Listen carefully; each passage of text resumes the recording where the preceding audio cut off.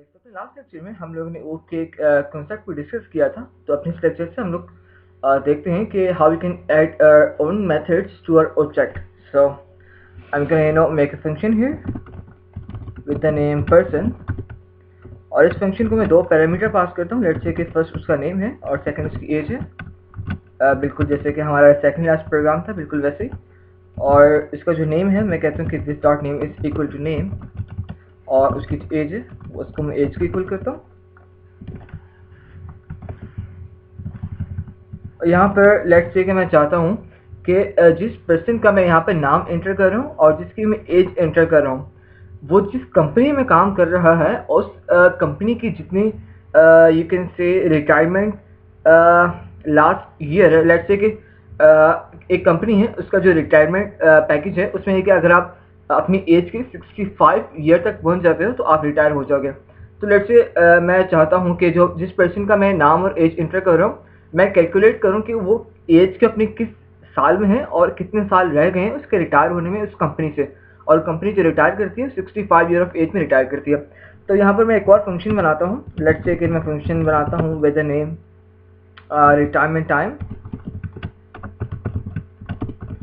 और मैं इसमें एक वेरिएबल लेता हूँ जिसका नाम रखता हूँ कैलकुलेट, और जो कि हमारा टाइम कैलकुलेट करेगा।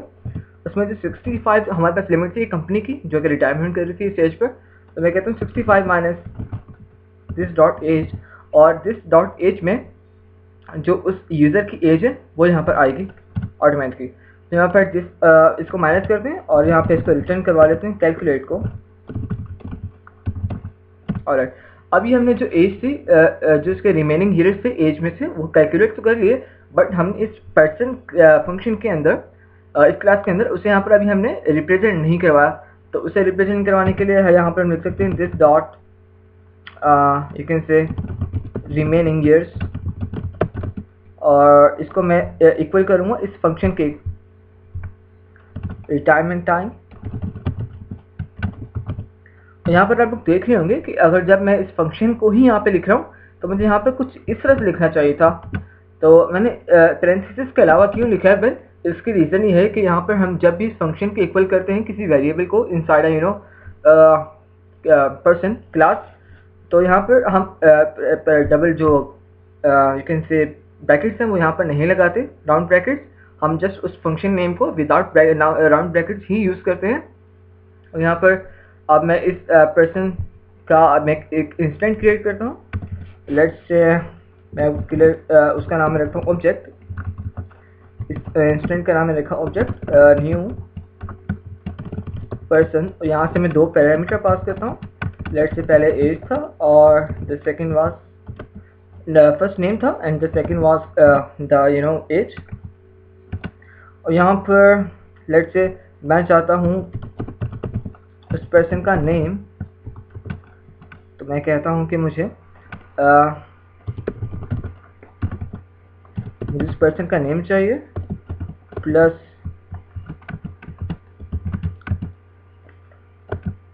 मुझे उस पर्सन की एज जो रियल एज है मुझे वो चाहिए। और तो रियल एज मेरे पास आएगी ऑब्जेक्ट डॉट एज, और मैं कहता हूँ कि मुझे जो एज कैलकुलेट होके आई है उसका रिमेनिंग ईयर्स रिटायरमेंट का मुझे वो भी चाहिए। तो मैं कहता हूँ प्लस एक ब्रेक टैग लगा लूँ ताकि लाइन ब्रेक हो मेरे पास, और फिर से प्लस के बाद मैं कहूँगा कि check dot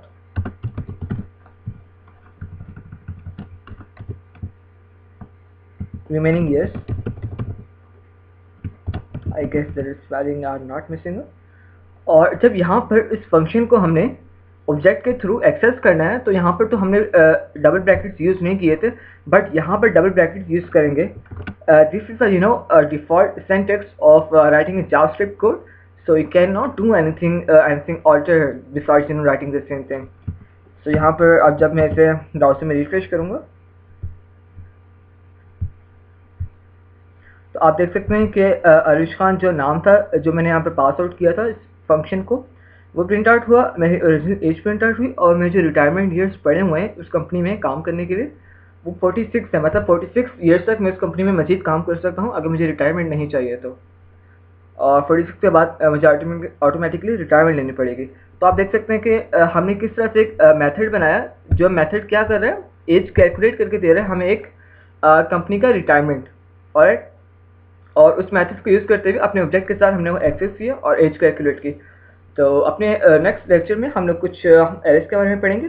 I hope so कि आपको समझ में आ चुका होगा, और इन केस कि आपको समझ में नहीं आया तो you can ask me on my Facebook group. I will be there to help people, and happy coding.